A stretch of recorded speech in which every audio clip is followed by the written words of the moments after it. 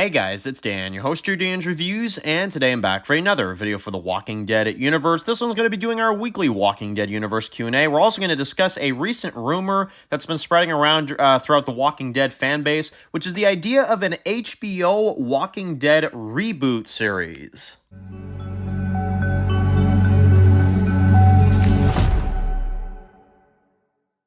Alright guys, this one's going to be doing a review today. This one's going to be doing a review for the Walking Dead universe, and in today's video we're going to be doing our weekly Walking Dead universe Q&A video for this week. Grabs a lot of comments from you guys. You guys had a lot of really awesome comments for this week, so we're going to go through them.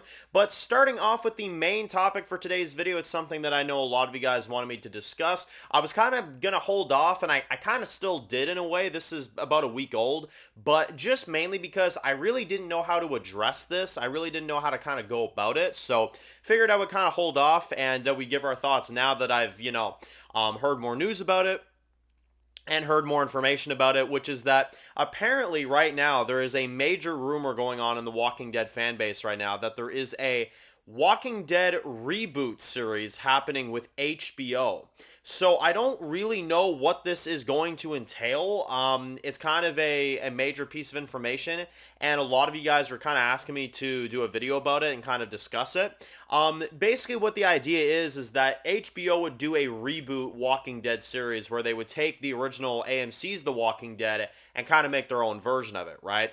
And again, it's just a theory right now. It's not exactly like a confirmed thing, but it's definitely something to acknowledge because this could get announced at some point in the future. And then, this video will actually have even more value at that point, right? So, I definitely, here's the thing. If this rumor does turn out to be true, if this rumor does actually go somewhere, if it doesn't, then it doesn't. But if it does turn out to be true, then that is very interesting. I'll say that right now.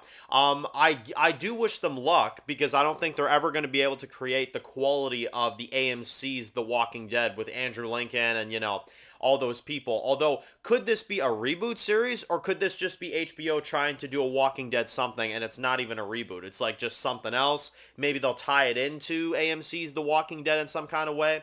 I don't know. But it is kind of interesting because I do remember back in the day, HBO turned down The Walking Dead when the idea was first pitched because there was almost like a second reality, if you will, where HBO was going to actually have the Walking Dead brand.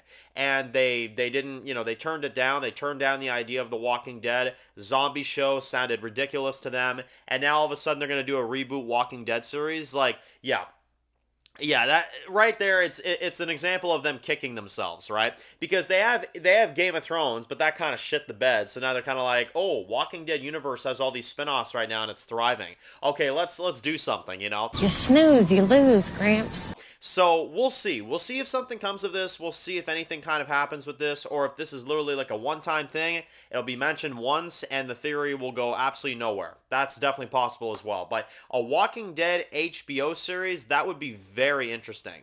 Definitely visually, it would look awesome. I'm just curious to see what they would do with the story. That's the only thing. But, yeah, what are you going to do? Next one comes from Snake. Starting off, we got Snake, who says, Dan, do you think that Carl Grimes could have a hallucination in The Ones Who Live? Now, yeah, that is definitely something I would love to see. I feel like that would have leaked online, though. That's the only thing, so I don't think we will, but they should, to be honest, because that's one of the things that I really wanted to see in 905, Rick's final episode of the main series, is when he's seeing, Shane, and he sees Herschel, and he sees Sasha. Admittedly, I would have replaced Sasha with Carl. And I understand that the idea of the episode is that he's trying to find his family and that his family is actually around him in real life, right? For his character, not in the dreamland. It's actually in front of him. So I understand that's why we didn't have Lori and Carl. I understand that part. But I feel like that still would have been a really good motivation for Rick. You could have tweaked some writing around and had a way for him to come back, because Chandler Riggs would have come back for sure. He came back for the series finale. He definitely would have been able to come back for something like that. But could they do a hallucination in the future? Hell, maybe crossover. Maybe this crossover series that they're doing, the actual real series finale of the Walking Dead universe. Maybe Rick does have one final trip out and Carl is there to kind of save his life in the dreamland. That'd be awesome. It's definitely not too late to do something like that, but in Ones Who Live, I don't think we'll get it, but maybe in the crossover series, we could see something like that. That'd be really good. Next one comes from Kaz, who says that, Dan, I am very worried that Major General Beal's son is going to be, Mason Beal, is going to be a TV adaptation of a lot of what comic book Sebastian Milton was like. So I'm not going to spoil anything of what that is, but I do agree that they definitely could make him a lot like that. You know, this like young, teenage, spoiled psychopath who ends up shooting a character that we really, really like. And again, I won't name names, but yeah, that definitely, I hope, if they do go that route and they do make him crazy and they make Mason Beal like comic book Sebastian, just don't kill the character that you killed in the comic books, okay? We've gone this fucking far. I don't think we need to do that yet. Those comic readers know what I'm talking about. Please do not kill that character off in that fashion. That's the one thing I'm asking. But if you want to make Mason Beal like a psychopath, trigger happy, that type of thing, that'd be good. Just don't kill, don't kill anybody that we really care about, right? That's the best way I'll put it. Definitely don't do that. Although, could I see that being like the TV version of that? Absolutely. Next one comes from Arya, who says that, Dan, what other kind of Walking Dead style video game would you like to see, seeing how Destiny's didn't turn out so good? Maybe a GTA style Walking Dead game? What do you think? That'd be awesome. That'd be really awesome. You could go on these different missions, maybe explore Atlanta, you know what I mean, and kind of just go wherever you want. Do your own missions, be able to customize your own characters. Yeah, that right there is what The Walking Dead needs. It needs a GTA style type of game. Obviously not, the kind of story that GTA has, because it's, real life and, crime and all that stuff. But here's the thing, man. When it comes to a Walking Dead game, you have so many opportunities. You know what I mean? Like, you could go on a mission in a GTA style graphics too. Like, it looks really good. And you could play Rick, Daryl, Glenn, Negan, anybody, Pope for all you want. You know what I mean? And I don't know why you'd want to play as Pope, but there you go. The option's there, you know what I'm saying? But here's the thing, right? Is that would sell, right? A game like that. And you could go to these different missions like defeat Shane at the farm, defeat the governor and the Woodbury crew, at Woodbury or at the prison, or, defeat Negan and the Saviors and obey by his rules and gather up enough guns to fight back against him. Like, there are so many goddamn opportunities with a game like that. Like, seriously, it gets me riled up just thinking about it, because what we actually got is The Walking Dead Destinies, which is a shitty looking game, shitty gameplay, shitty, cuts and all this shit. Like, honestly, it's so bad. And it was so short too. Like, honestly, they butchered that game compared to what Walking Dead could do. Oh man, honestly, so many opportunities. So many opportunities. It's staring at them right in the face, and for some reason they're not doing it, which I really think is a shame. Because they could, and it could turn out really, really good if they really, put their minds to it and stuff, right? But, it is what it is. I mean, maybe one day we'll get something like that. Never know. Next one comes from Dylan, who says that, Dan, would you ever do a Fallout trailer reaction or review? Well, I did do a review for, of course, some of the recent stuff coming out. We got The Last of Us remake for Part 2. We have GTA 6, the official trailer, so I'm not going to lie, I kind of didn't get a chance to get around to the official Fallout TV show trailer because there's so many video game content things coming out right now. But I did watch the trailer for the Fallout series. You guys are probably going to beat me up for this. I've never played Fallout, okay? I've never played Fallout in all my life.